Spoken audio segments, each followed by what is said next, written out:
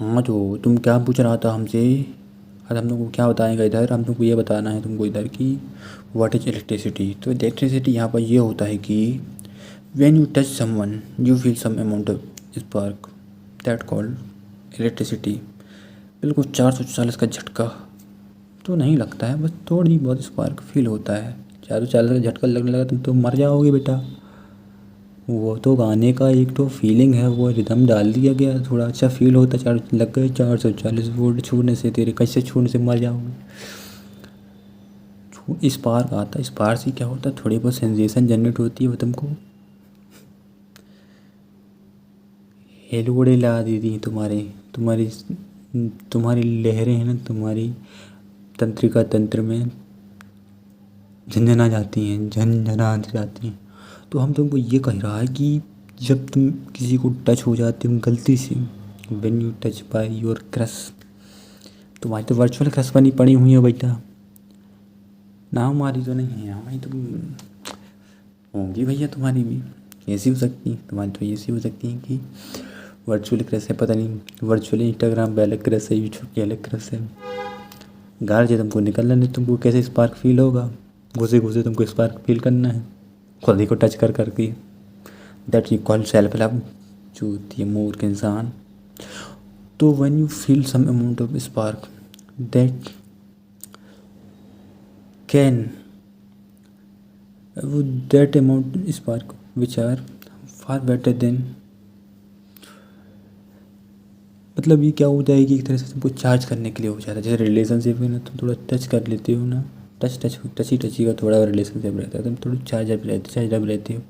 लेकिन तुम इतना भी टची मत हो जाना कि तुमको चार्ज अप फील, तुमको स्पार्क की फील ही ना हो। मतलब एक तरह हो जाता है ना कि तुम इतना टच कर दिए को तुमको स्पार्क ही नहीं आ रहा। So you have to be some distance, whether you have touched, whether you are loved. Because when you too much loved, when you too much charged up something, either these things हमेशा के लिए उड़ जाएगी या फट के तुम्हारे ऊपर तुमको भी उड़ा डालेगी। दैट्स द थिंग ना, when you charge your mobile phones so much time, when it's completed its 100% and you continuously तुम उसको तुम लगाए हुए हो, तो ये चांसेस बन सकते हैं कि वो फट भी जाए। भाई एनर्जी तो फटती है ना, अगर तो वो उसको कहीं जाने का मौका नहीं मिल रहा तो वो गर्म होती है, वो सब फटती है तो वो फट ही जाती है। सो इसी तरह होता है तुम्हारा। हाँ, समझ गए बेटा। हम्म, हम्म, समझ रहे हो तुम, समझ रहे हो तुम। आँखियों से स्पार्क जनरेट कर रहे हैं साले। नए नए जो होते हैं ना खिलाड़ी, वो आँखियों से स्टार्ट करते हैं स्पार्क।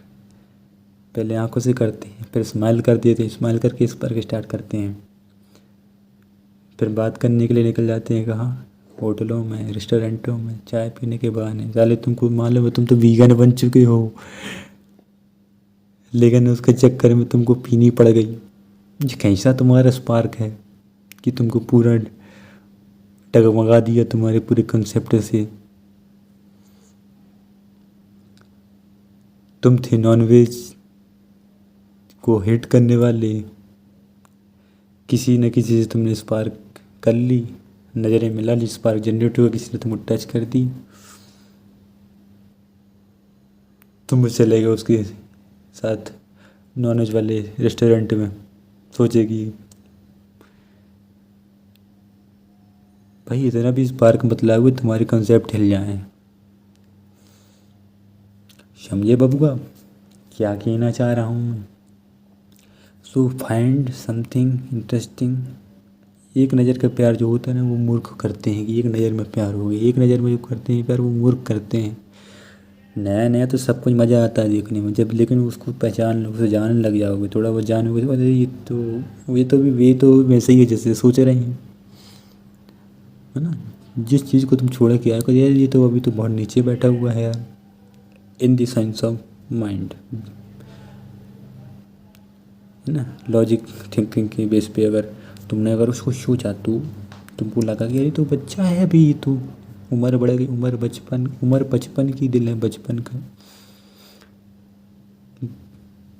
दिल बचपन का ही होना चाहिए, लेकिन बुद्धि भी बढ़नी चाहिए।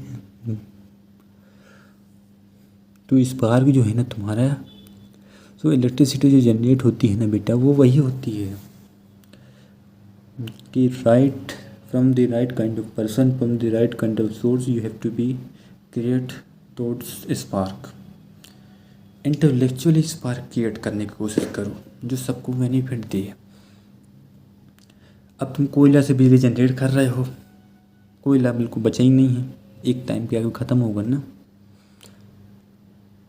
तो इसलिए कहते हैं कि रिन्यूएबल ऐसी चीज़ से क्रिएट करो जो हमेशा क्रिएट किया जा सके, जैसे पानी, हवा, सोलर, इनसे हमेशा क्रिएट किया जा सकता है, वो हमेशा बनी रहती है। लेकिन तुम वो वैसे ही तो पर्सन है कि तुम ऐसे पर्सन के साथ अपने स्पार्क करा लिए, एनर्जी जनरेट करा लिए, इलेक्ट्रिसिटी जनरेट करा लिए कि वो तुमको ही बर्बाद कर दे रही है। खुद तो बर्बाद हो रही है, उसको तो कोई दिक्कत ही नहीं है, वो तो बर्बाद हो गई होगा, तुमको ही बर्बाद कर ले जा रही है। So you have to be maintain some intellectually distance, so you don't fall in love with those who seem to be available in a easier form. Yeah, because some amount of thing, जैसे like a कोयला, people saying these are available in a very without any doing any intellectually thought, intellectual intelligence, so you can available.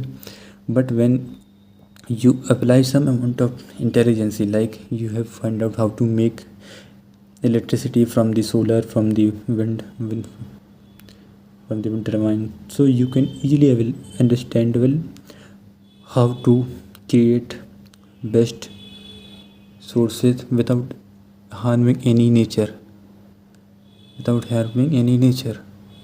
things. Then your electricity is useful for everyone, for your person, your humanity, your everyone. But if you just like if you created spark from a wrong person, which are intellectually so down, then तुम्हारी तो लग जाते, तुम्हारी starting में ही लगते, बाद में तो लगनी ही लगनी है। और वो सब तुम्हारे साथ सबके लगवा देगा, तुम्हारी फैमिली के, तुम्हारे फ्रेंड्स के, सबके लगवा देगी। So you have to be consciously, intellectually be in a present moment. Is this मतलब जानवर हैं साले कुल मिला के, मरे जा रहे हैं कि ये मिल जाए वो मिल जाए, चार जूता मारो कान के नीचे, पूरी बुद्धि आ जाए, कान की बुद्धि आएगी तो मर जाएगा। ये पीछे नहीं मारने का, बुद्धि को ले जाती है, आदमी मर जाता है। नाना पाटेकर का डायलॉग याद ही नहीं आ रहा मेरे को। चलो चलते हैं, समझ में आया व्हाट इज इलेक्ट्रिसिटी? नहीं आया तो 4 साल का झटका ले लो, वाइब्रेटर ले आओ। Bye, see you.